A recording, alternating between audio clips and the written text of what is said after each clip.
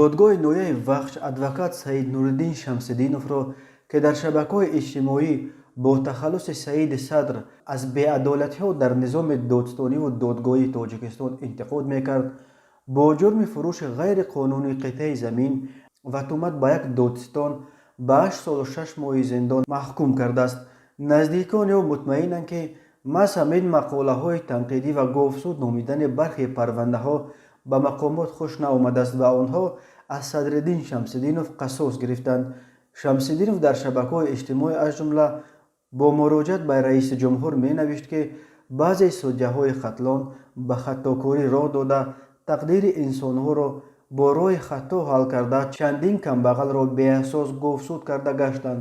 ӯ рӯзи 25 декабр дар сухани охиринаш дар додгоҳ низ худро бегуноҳ номида гуфтааст, ки дар ҷараёни тафтишот таҳти фишор ва маҷбурӣ ба протоколҳои бозпурсӣ имзо гузоштааст.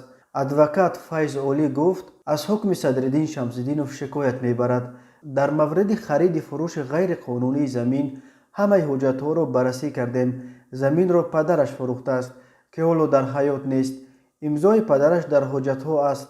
дар хусуси паҳн кардани маълумоти бардуруғ нисбат ба прокурор ягон маълумоти ғайриқонунӣ нашр накардааст. бо такя ба ин далелҳо ариза пешниҳод кардем, гуфт ӯ. дар Тоҷикистон ин ягона мавриди ҳукми зиндони адвокатҳо нест.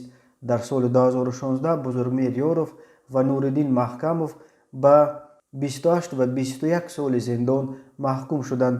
соли 2014 Шӯрат Қудратов бо як парвандаи ба гуфтаи худи ӯ бофта маҳкум ба 4 соли зиндон шуд ва баъди озод шуданаш тарки Тоҷикистон карда ҳоло дар Русия кору зиндагӣ мекунад.